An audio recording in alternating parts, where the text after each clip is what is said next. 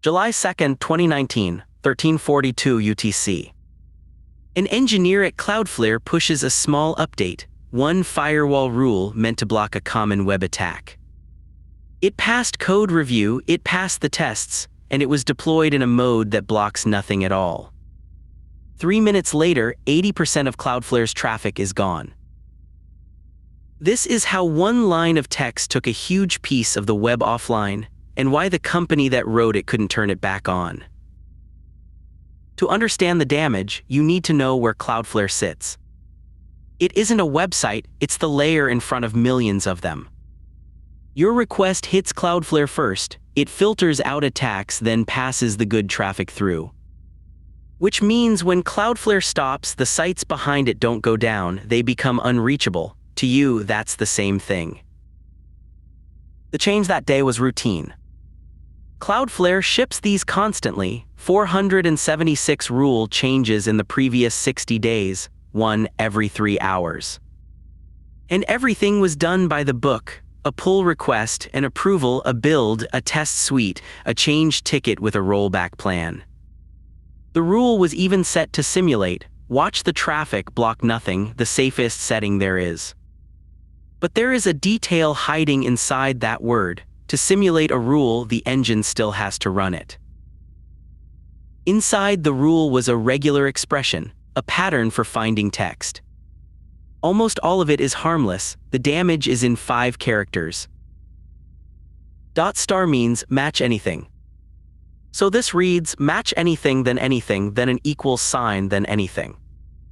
The problem is the word anything, appearing twice in a row. Give it the string x equals x. The first anything greedily swallows the whole string, then the engine looks for the equals sign and finds nothing left. So it backs up 1 character and tries again, and fails and backs up again. 23 steps to match 3 characters. 4 characters takes 33 steps, 5 takes 45. 20 x's after the equals sign takes 555. And if the equals sign is never there at all, so the pattern can never possibly match, 20 characters costs 4,067 steps. The engine is not broken, it is doing exactly what it was told, try every possibility. There are simply far more possibilities than anyone counted. Now, Cloudflare has a system called Quicksilver, built to push a change to every machine on Earth in about 2 seconds. That day, that speed was the weapon. The rule reached the entire network almost instantly, and on every server, the processor cores that serve web traffic climbed to 100% and stayed there.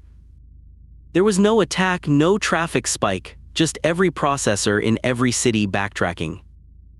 13:45, the first alert fires, then more, then a global traffic drop. Engineers assume they are under an attack they have never seen before.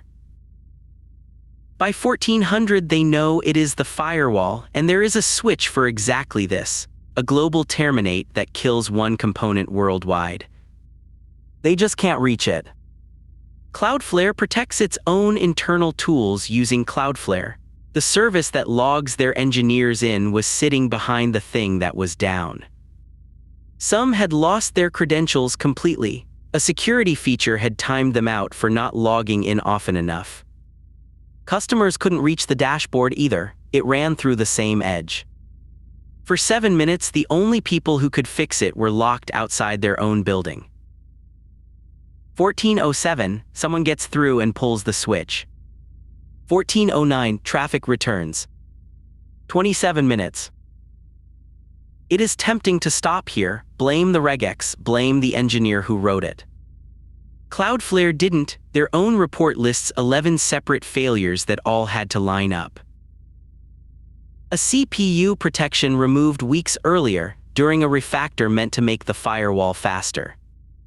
An engine with no guarantee on how long a match can take, tests that could not measure CPU cost. A procedure that allowed a global push with no staged rollout, a rollback too slow to use, an alert that fired too late. Remove any single one of them, and July 2nd is an ordinary Tuesday afternoon. That is the thing about the systems everything else is built on. They rarely fail because one person was careless. They fail because 11 reasonable decisions made months apart by people who never met finally meet. Every detail in this episode comes from Cloudflare's own postmortem, published in full 5 days after the outage.